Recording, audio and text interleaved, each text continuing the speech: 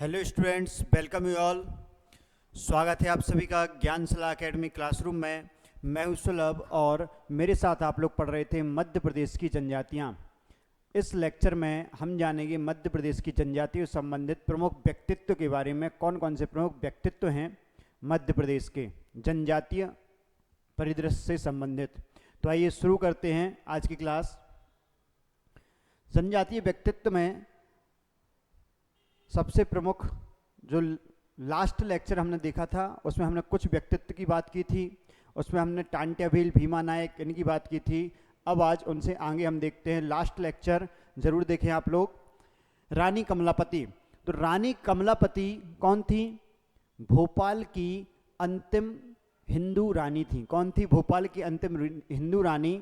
और यह क्या गोंड वंश की शासिका थी। किसकी? गोंड वंश की। अगर हम बात करें तो क्या भोपाल की अंतिम गोंड शासिका थी? ये कौन थी?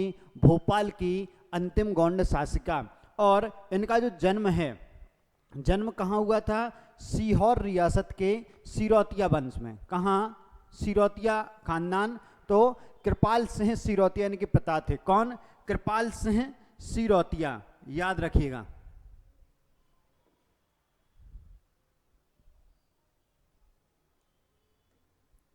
कृपाल सिंह सिरौतिया इनके कौन थे? पिताजी थे।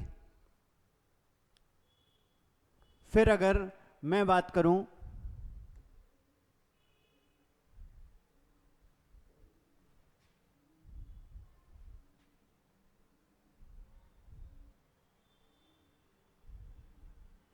कि इनका विवाह किससे हुआ था, तो इनका विवाह गिन्नौरगढ़ के शासक, किससे? गिन्नौरगढ़ के शासक निजाम शाह इनके पति थे। इनके पति कौन थे? गिन्नौरगढ़ के शासक निजाम शाह। फिर इनकी जो मृत्यु है, इनकी पति की मृत्यु हो गई थी। जो निजाम शाह है इनकी मृत्यु हो गई थी एक हमले में।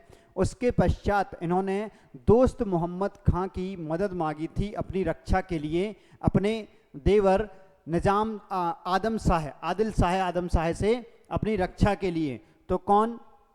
नवल शाह कौन था? इनका बालक था। नवल शाह इनका बालक था। तो यह उसके साथ भोपाल पहुंची। भोपाल में दोस्त मोहम्मद खां की मदद ली और फिर अपने राज्य की और अपने बालक की रक्षा की। बाद में इन्होंने जल समाधि लेकर प्राणों की आहुति दे दी और अपना राज्य किसको? दोस्त मोहम्मद खां को सौंप दिया था। किसको? दोस्त मोहम्मद खां, जिसने भोपाल रियासत की स्थापना की थी। किसकी स्थापना की थी? भोपाल रियासत। और यह कौन थी? यह भोपाल की अंतिम हिंदू शासिका थी, याद रखिए। तो रानी कमलापति ये।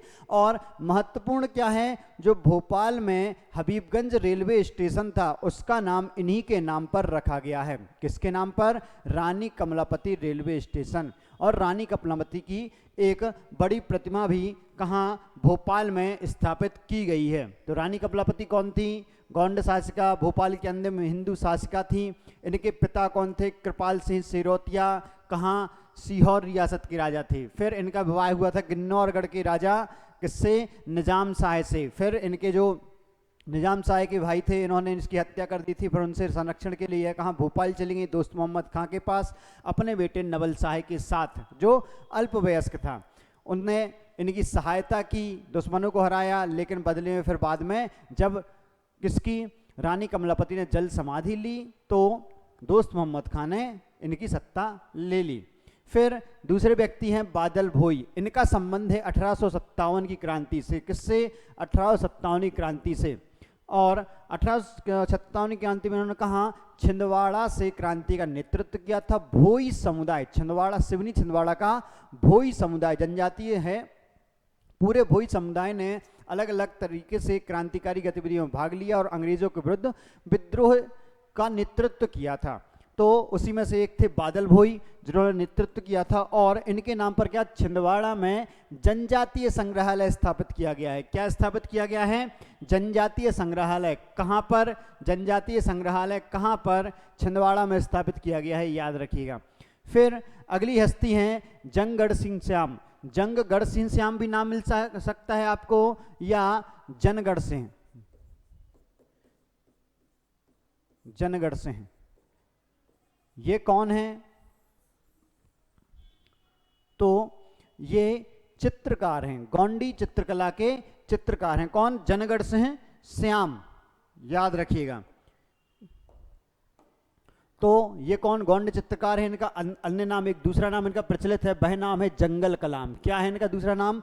जंगल कलाम। और इन्हें 1986 में मध्य प्रदेश के सर्वोच्च सम्मान, मध्य प्रदेश के सर्वोच्च सम्मान क्या? शिखर सम्मान, मध्य प्रदेश शिखर सम्मान से सम्मानित किया गया था, जो मध्य प्रदेश का सर्वोच्च नागरिक सम्मान है। और इनके द्वारा जो पेंटिंग की गई है वो कहाँ पर? विधानसभा भवन में, विधान भवन में और भारत भवन में चित्रित है इनके द्वारा कहाँ चित्रकारी की गई है? तो विधानसभा में, भारत भवन में इनके चित्र हैं। फिर इसके बाद अगले व्यक्तित्व हैं पेमा फाल्या। पेमा फाल्या आपने पढ़ा होगा, पिथौरा भित्ति चित्र या भील जनजाति जब हम पढ़ रहे थे तो उसमें ही मैंने आपको पेमा फाल्या के बारे में बताया था। पेमा फाल्या कौन है?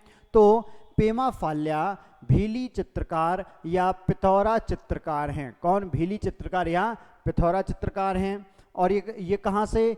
झाबुआ जिले की निवासी थी। कहाँ की? झाबुआ जिले की। और इन्हें भी कब? 1986 में जंगड़ सिंह श्याम को और किसे? पेमा फाल्या को 1986 में मध्य प्रदेश शिखर सम्मान प्रदान किया गया था। याद रखिए, महत्वपूर्ण है। और 2017 में, कब? 2017 में इनको तुलसी सम्मान से सम्मानित किया गया था। कब? 2017 में।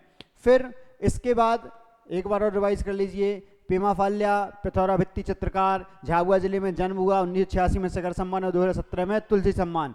एक बार क्या देख लीजिए, जंगड़ सिंह श्याम तो गोंडी चित्रकार हैं, अन्य नाम है जंगल कलाम।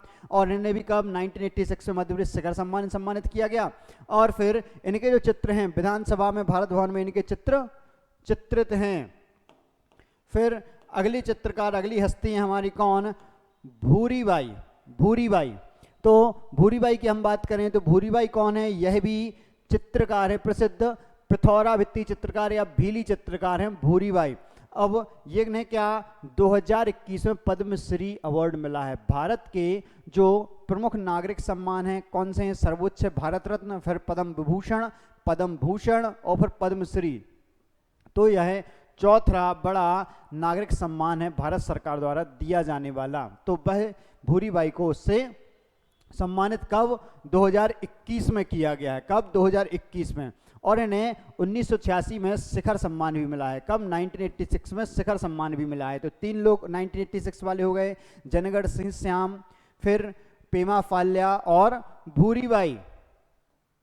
इन्हें क्या? 1998 में मध्य प्रदेश सरकार द्वारा अहिल्या सम्मान से सम्मानित किया गया था। कब? 1998 में। याद रखिएगा, महत्वपूर्ण है, अहिल्या सम्मान पूछा जा सकता है। फिर इसके बाद जो अगली हमारे व्यक्तित्व हैं वह कौन है? दुर्गाबाई व्याम। दुर्गाबाई व्याम। एक बार फिर देख लीजिए, भूरीबाई को पिथौरा चित्रकार, 2021 में पद्मश्री, 1986 में शिखर सम्मान और 1998 में अहिल्या सम्मान मिला है ना। कौन सा? अहिल्या सम्मान। अब हम बात करें दुर्गाबाई व्याम की। किसकी? दुर्गाबाई व्याम। तो यह कौन है? यह गोंडी चित्रकार हैं, गोंडी चित्रकला के चित्रकार हैं ये। कौन? दुर्गाबाई व्याम। और इन्हें क्या? मुख्य रूप से डिग्ना कला, हमने चित्रकला वाली जो क्लास थी, चित्रकला वाला जो लेक्चर था उसमें हमने पढ़ा था डिग्ना कला क्या है? गोंडी चित्रकारी की एक कला है, स्थानीयता जो डिंडोरी क्षेत्र में ज्यादा प्रचलित है, डिग्ना कला। तो यह दुर्गाबाई व्याम क्या? डिग्ना कला से संबंधित है, गोंडी चित्रकला की डिग्ना शैली से। और यह कहाँ? डिंडोरी जिले की डिंगरा कला जो है, जो डिग्ना चित्रकला है, चित्रकला शैली है, वह कहाँ? मंडला डिंडोरी क्षेत्र से संबंधित। तो ये कहाँ? डिंडोरी जिले की निवासी हैं। और इन्हें कब? 2022 में पद्मश्री, 2021 में भूरीबाई, 2022 में दुर्गाबाई व्याम। तो किससे? गोंड चित्रकार, याद रखिए। फिर अगली जो चित्रकार है हमारे वो हैं भज्जू सिंह श्याम। अब देखिए, जंगड़ सिंह श्याम, भज्जू सिंह श्याम। जंगड़ सिंह श्याम किससे थे? गोंडी चित्रकला। तो ये भी उसी से, जो श्याम है वो जनरली आपको किससे मिलेंगे? गोंडी चित्रकला से। तो पाटनगढ़ डिंडोरी में इनका जन्म हुआ था। कहाँ? पाटनगढ़ डिंडोरी। तो आपको याद रखना है डिंडोरी। क्या याद रखना है? डिंडोरी जिले से संबंधित हैं भज्जू सिंह श्याम। और ये क्या? प्रसिद्ध गोंड चित्रकार हैं। क्या हैं? गोंड चित्रकार। फिर हम बात करें 2018 में पद्मश्री से इन्हें सम्मानित किया गया था। कब? 2018 में पद्मश्री सम्मान से।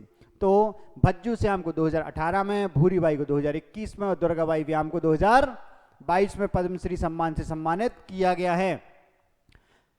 इसके बाद हमारे इन्हें क्या, यह बहुत महत्वपूर्ण बिंदु है, द लंदन जंगल बुक।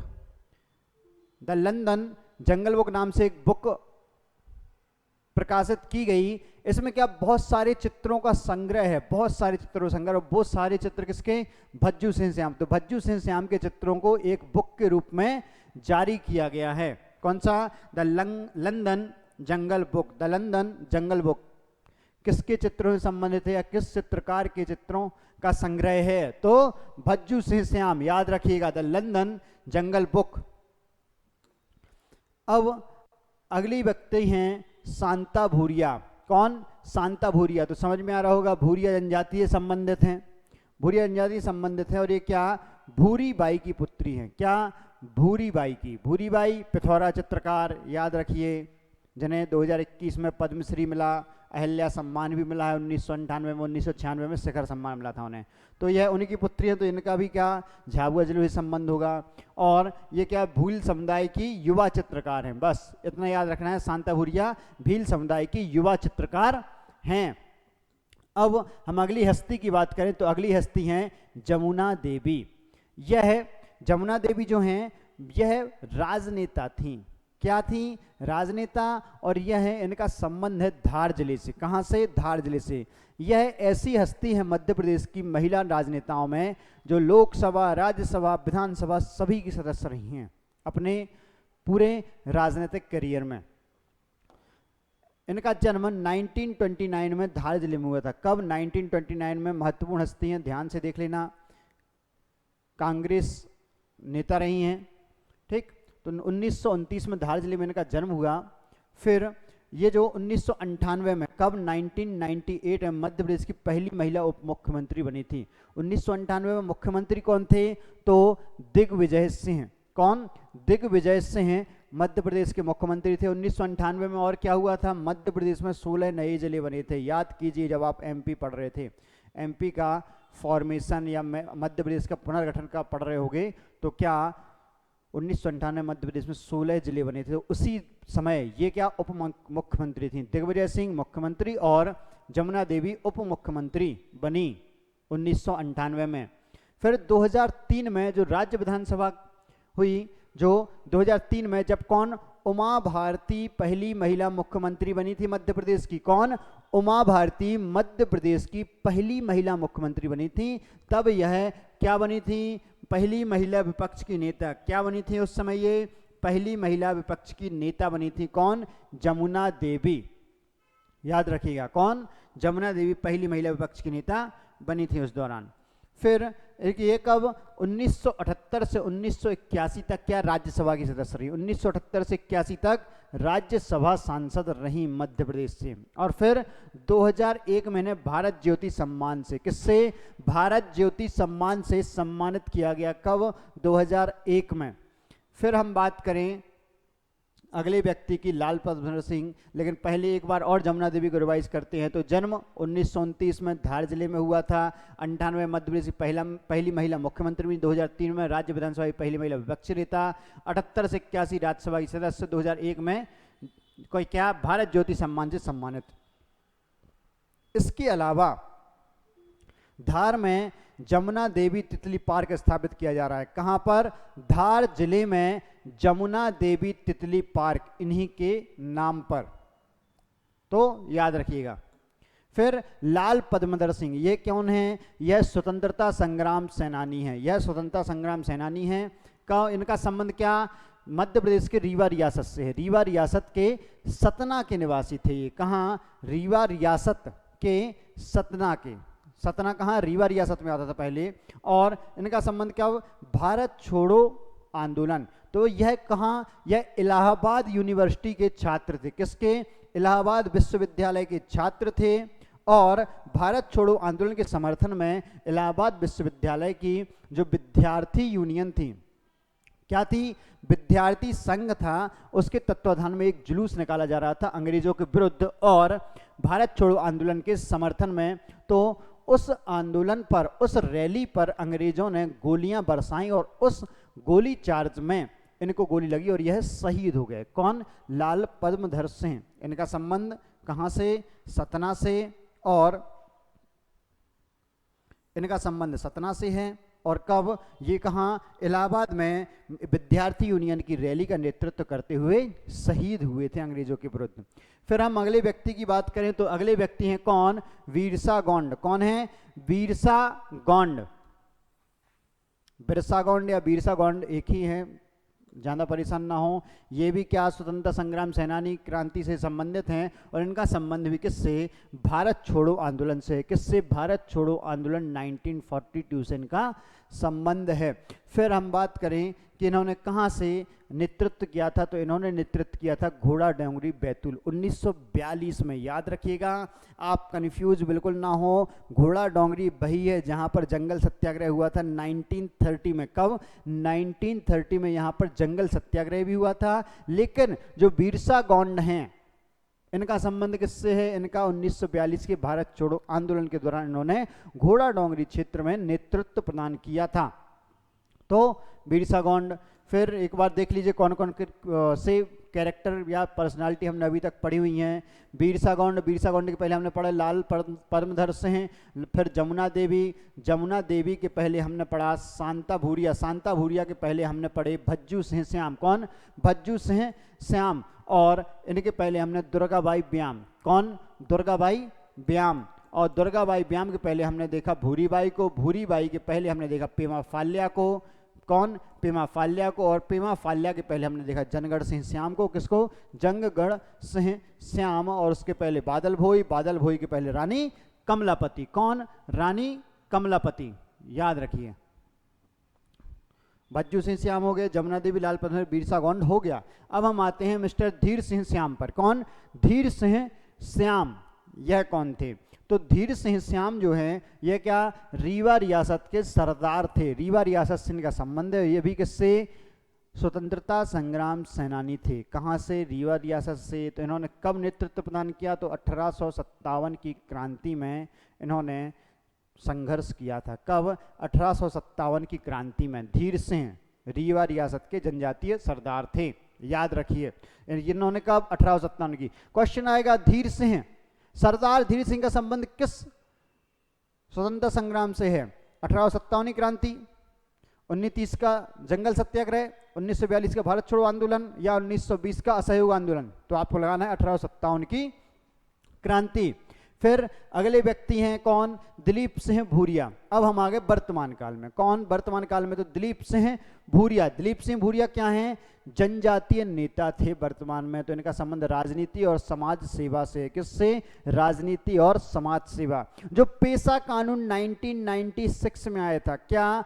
पेशा कानून, पंचायत विस्तार अधिनियम, पंचायतों का अनुसूचित क्षेत्र में विस्तार अधिनियम आया था 1996 का। वो दिलीप सिंह भूरिया समिति की सिफारिश पर आया था। इसलिए यह महत्वपूर्ण व्यक्ति हैं। इन्होंने आजीवन जनजातियों के लिए प्रयास किया, आंदोलन किया, उनके विकास के लिए कार्य किया। तो ये क्या? राष्ट्रीय स्तर के आदिवासी नेता थे। इनका जन्म 1944 में झाबुआ जिले में हुआ था। 18 जून को, डेट याद कर लेना, 18 जून को क्या है? महारानी लक्ष्मीबाई का शहीद दिवस है। क्या है? महारानी लक्ष्मीबाई का शहीद दिवस। मध्य प्रदेश में महिला सशक्तिकरण दिवस मनाया जाता है इस दिन। तो 18 जून को इनका जन्म हुआ 1944 भारत छोड़ो आंदोलन के 2 वर्ष पश्चात। भारत छोड़ो आंदोलन के 2 वर्ष पश्चात, याद रखिएगा। फिर ये कब कब लोकसभा के सदस्य रहे? तो 7वीं, 8वीं, 9वीं, 10वीं और 11वीं लोकसभा में कांग्रेस से सांसद रहे। 7वीं, 8वीं, 9वीं, 10वीं, 11वीं लोकसभा में लोकसभा के सांसद रहे। और एक बार यह बीजेपी से सांसद रहे। कब? 16वीं लोकसभा में। 16वीं लोकसभा में यह बीजेपी से सांसद रहे। फिर ये कब? राष्ट्रीय अनुसूचित जाति और जनजाति आयोग के अध्यक्ष भी रहे हैं। राष्ट्रीय अनुसूचित जाति जनजाति आयोग के भी अध्यक्ष पद पर रह चुके हैं, याद रखिएगा। फिर इसके पश्चात इन्होंने जो पेशा कानून की सिफारिश करने वाली समिति के अध्यक्ष थे, जिस समिति ने पेशा कानून बनाने के लिए सिफारिश की थी, यह उसके अध्यक्ष भी थे, याद रखिएगा। फिर इनका निधन वर्ष 2015 में हो गया, वर्ष 2015 में इनका निधन हो गया दिलीप सिंह भूरिया का। ले लीजिए स्क्रीनशॉट। तो दिलीप सिंह भूरिया। फिर हम बात करें कांतिलाल भूरिया। दिलीप सिंह भूरिया, कांतिलाल भूरिया आपस में रिलेटेड हैं। ये भी क्या जनजातीय नेता ही हैं, क्या हैं, आदिवासी नेता हैं। इनका जन्म कब, झाबुआ जिले में 1950 में हुआ था। उनका 1944 में, इनका 1950 में हुआ था कांतिलाल भूरिया का। यह क्या 5 बार लोकसभा सदस्य रहे हैं। कितने, 5 बार, याद रखिएगा 5 बार। वो ज्यादा बार रहे, ये कम बार रहे। फिर इन्होंने क्या SC ST और OBC वर्ग के कल्याण के लिए कार्य किए। तो इनका संबंध राजनीति और समाज सेवा से। किसका, कांतिलाल भूरिया का। किसका, कांतिलाल भूरिया का। फिर अगले व्यक्ति की बात करें, अगले व्यक्ति की बात करें तो अगले व्यक्ति हैं कौन, फग्गन सिंह कुलस्ते।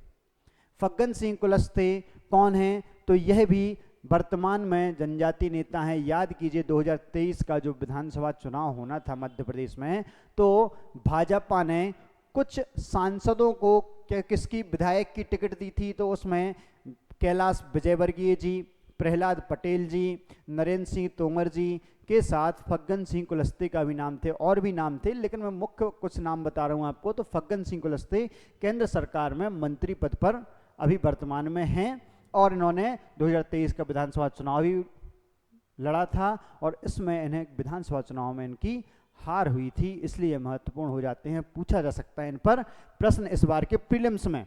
तो ये क्या दिग्गज आदिवासी नेता है। इनका संबंध किससे, मंडला जिले से है। आपको जिला याद रखना है, इनका संबंध किससे है, मंडला जिले से है। फिर ये क्या 6 बार लोकसभा सांसद रह चुके हैं, 6 बार से लोकसभा सांसद हैं वर्तमान में भी। और 2012 में राज्यसभा सांसद के रूप में चुने गए थे। 2012 से कब 14 तक क्या थे, राज्यसभा सांसद, याद रखिएगा। फिर 2023 का विधानसभा चुनाव इन्होंने मंडला जिले की निवास, इनकी विधानसभा क्षेत्र भी याद रखना है आपको, निवास विधानसभा, मंडला जिले की निवास विधानसभा से इन्होंने क्या विधानसभा चुनाव लड़ा था। बाकी इनकी लोकसभा सीट मंडला है। और वर्तमान में क्या ग्रामीण विकास मंत्रालय के राज्य मंत्री हैं, राज्य मंत्री पद पर हैं। ग्रामीण विकास मंत्रालय वर्तमान में भी इस पद पर पदस्थ हैं। तो फग्गन सिंह कुलस्ते आदिवासी नेता, संबंध मंडला जिले से, 6 बार से लोकसभा सांसद, 2012 में एक बार राज्यसभा चुने गए, 2023 में मंडला जिले की निवास विधानसभा से क्या विधानसभा का चुनाव लड़ा, उसमें हार हुई, और वर्तमान में क्या ग्रामीण विकास मंत्रालय के राज्य मंत्री हैं, ग्रामीण विकास राज्य मंत्री पद पर सुशोभित हैं। फिर अगले व्यक्ति हैं राजा नरेश चंद्र सिंह। केवल नरेश चंद्र सिंह भी आ जाए तो भी आपको इसको समझना है कि यह किसके बारे में बात हो रही है। तो राजा नरेश चंद्र सिंह, जो हमारी पहली क्लास थी मध्य प्रदेश की जनजातियों की, उसमें भी मैंने आपको इनके बारे में बताया था। मध्य प्रदेश के पहले व एकमात्र आदिवासी मुख्यमंत्री, मध्य प्रदेश के पहले व एकमात्र आदिवासी मुख्यमंत्री कौन हैं, राजा नरेश चंद्र सिंह। यह मात्र 13 दिन के लिए, याद रखिए मात्र 13 दिन के लिए मध्य प्रदेश के CM बने थे। सीधे साधे सच्चे भोले भाले आदमी थे, इनको राजनीति ज़्यादा रास नहीं आई, मुख्यमंत्री का पद इन्हें बहुत ज़्यादा रास नहीं आ पाया, और उस राजनीति में इन्होंने इस्तीफा दे दिया था। तो यह कौन है, यह मध्य प्रदेश के प्रथम आदिवासी मुख्यमंत्री, प्रथम व एकमात्र, और कब 13 मार्च 1969 से 25 मार्च 1969 तक यह मुख्यमंत्री पद पर सुशोभित रहे, मात्र 13 दिन के लिए, याद रखिएगा। फिर छत्तीसगढ़ की 22गढ़, छत्तीसगढ़ के 22गढ़ के निकट कौन सी, सारंगगढ़ रियासत के राजा थे ये, किसके, सारंगगढ़ रियासत के, याद रखिएगा, महत्वपूर्ण है। राजा नरेश चंद्र सिंह कहाँ से संबंधित, तो देखो तब छत्तीसगढ़ एक ही था ना, मध्य प्रदेश छत्तीसगढ़ एक ही था 1969 में, तो छत्तीसगढ़ का व्यक्ति मध्य प्रदेश का मुख्यमंत्री बना था। राजा नरेश चंद्र सिंह पहले आदिवासी मुख्यमंत्री थे, और कहाँ, सारंगगढ़ रियासत से संबंधित थे।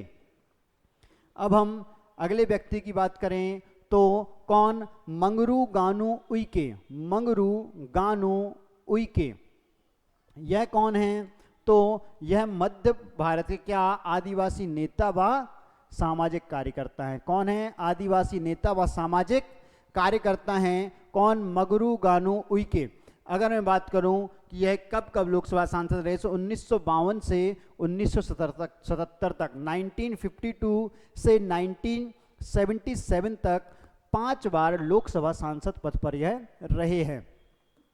फिर 1969 में 1969 में इन्हें पद्मश्री पुरस्कार से सम्मानित किया गया। याद रखिए, सोचिए कितने पहले इन्हें पद्मश्री सम्मान मिला है मध्य प्रदेश से। कब? 1969 में। याद कीजिए तब कौन थे? राजा नरेश चंद्र सिंह 1969 में मध्य प्रदेश के पहले आदिवासी मुख्यमंत्री बने थे। 1969 में पद्मश्री पुरस्कार भी मिला था। ऐसे लिंक करके कर लीजिए याद। फिर अगले व्यक्ति हैं अर्जुन सिंह धुर्वे। कौन? अर्जुन सिंह धुर्वे। तो ये क्या डिंडोरी जिले के निवासी हैं? कहाँ के? डिंडोरी जिले के। और ये क्या बैगा लोकगीत एवं लोक नृत्य से संबंधित कलाकार हैं। ये क्या हैं? लोक कलाकार हैं। बैगा लोक नृत्य और लोक गीत से। मुख्यतः ये किससे? परध्वनि नृत्य। कौन सा? परध्वनि नृत्य करते हैं। कौन सा? परध्वनि नृत्य के लिए प्रसिद्ध हैं अर्जुन सिंह धुर्वे। अर्जुन सिंह धुर्वे, राजा नरेश चंद्र और मंगरू गानू उइके। अगले व्यक्ति हैं कुमारी मीना सिंह मांडवे। कौन है? कुमारी मीना सिंह मांडवे। यह किससे संबंधित हैं? तो यह उमरिया जिले के मानपुर निर्वाचन क्षेत्र से विधायक हैं। क्या हैं? ये भी राजनीति से संबंधित है। वर्तमान में उमरिया जिले की मानपुर सीट उमरिया की, एक मानधार में है और एक उमरिया में। उमरिया की जो मानपुर विधानसभा सीट है वहां से यह विधायक हैं वर्तमान में, कुमारी मीना सिंह मांडवे। और अगले व्यक्ति हैं उमंग सिंह सिंघार। जो उमंग सिंघार हैं पहले वन मंत्री के पद पर भी रह चुके हैं मध्य प्रदेश विधानसभा में, पिछली विधानसभा में। ये क्या? ये जनजातीय नेता हैं और इनका संबंध राजनीति से है। एक बार देख लेते हैं कौन कौन से व्यक्तित्व के बारे में हमने पढ़ा। एक बार देख लेते हैं। तो हमने पढ़ा किस किस के बारे में? हमने पढ़ा रानी कमलापति, बादल भोई के बारे में, जनगढ़ सिंह श्याम के बारे में, हमने पढ़ा पेमा फाल्या के बारे में, हमने पढ़ा भूरी बाई के बारे में, हमने पढ़ा दुर्गाबाई व्याम के बारे में, भज्जू सिंह श्याम के बारे में, शांता भूरिया, जमुना देवी, लाल पद्मधर सिंह, बीरसा गौंड। याद रखिए।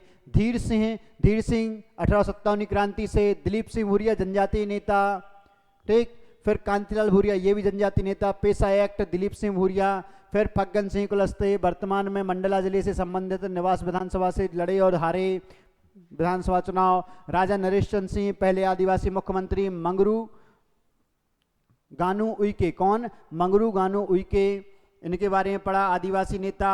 फिर अर्जुन सिंह धुर्वे, परध्वनि नृत्य।